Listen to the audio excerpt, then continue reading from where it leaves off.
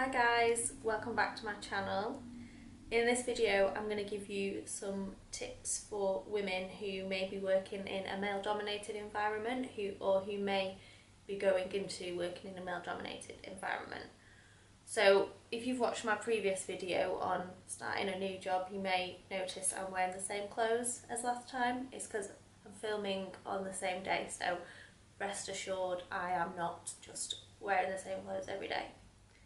So in my experience in the last 4 years, I've worked in very male dominated environments, and this has become more so as I've been promoted within my organisation and moved up. So oftentimes I'll go to meetings and I'll be the only female. There could be maybe 15-20 people in the room and I'm the only female because of the industry I work in, and it can often be very daunting and make you feel a bit like people might not take you seriously or make you feel like you're a bit of an imposter. So I thought I'd do this video just to share some tips of things that I've done while working in those environments that I've found work well. Hopefully you'll agree that they are good tips and you might want to implement some of them into your day-to-day life at work. So my first tip is to try not to take workplace banter too seriously. So oftentimes men and women may have very different opinions of what is funny, may have different senses of humour, so it's important to try and take everything with a pinch of salt. So oftentimes when working in very male dominated environments, especially if you are the only woman, you may become the centre of that workplace banter, and as long as you don't personally feel like it's crossing a line, then I think it's important to just kind of take that with a pinch of salt, and don't get too upset, etc. about what people might be saying. But on the same note, my second tip is don't take any shit. So if someone has said something or done something that you don't like, call it out. Ask them not to do it again. Don't do it in an aggressive way, just kind of, give them the benefit of the doubt that they didn't mean to offend you, unless they really did mean to offend you, and ask them not to do it again. And if you feel it's appropriate, maybe back that up with an email, just type something out, maybe why it's offended you and why you'd not like them to do it again.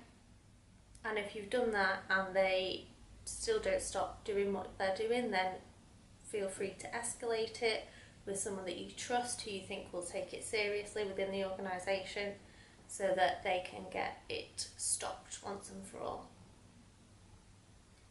And of course, if there's any behaviour that happens that you don't think it's appropriate at all and you don't even want to ask the person to stop, and it is something serious, then I would personally just go straight ahead and escalate that so that it doesn't happen again.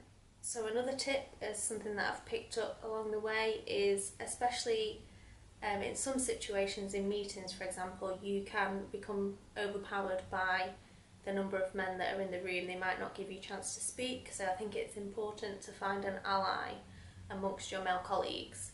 So that could mean that you have a sign with them, where if you want to try and say something in a meeting, you just give them a sign and they will open up the floor for you to say something.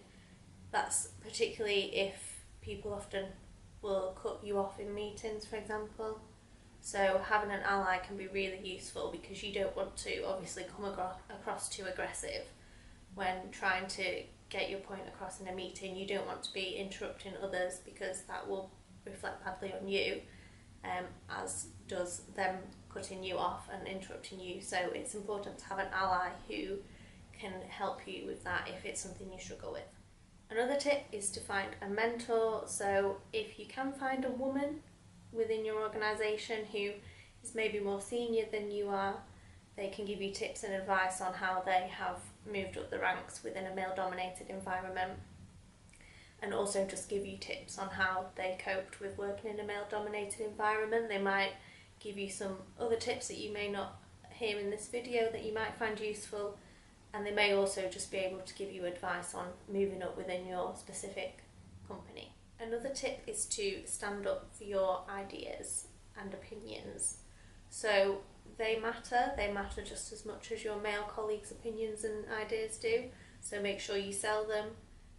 Don't let anyone steal your ideas and pass them off as their own. I know it can be difficult, but if someone does that, then, because it has happened to me in the past, I've personally taken them aside afterwards and said, that was my idea, I don't like how you portrayed it in the meeting as though it was your idea, you didn't give me credit for it, I'd prefer if you did so next time. It's really important that you get the credit for your ideas, because they're good ideas and you need to get rewarded for them and credited. And my last tip is to believe in yourself. So you deserve to be in that room just as much as your male colleagues do. Your opinions are valid, they wouldn't have hired you within that organisation if they didn't think you had some value to add. So make sure you don't get overwhelmed by being the only female in the room or working in a really male dominated environment. Make sure you understand that you deserve to be there and you deserve to sell your ideas. So I hope you found that video useful. If you have any other tips or if you try any of these tips, please let me know in the comments below. I would love to know. And if you liked this video and found it useful, please give me a thumbs up and subscribe to my channel so you don't miss the next video. So thank you very much for watching, and I will see you in the next video. Bye for now.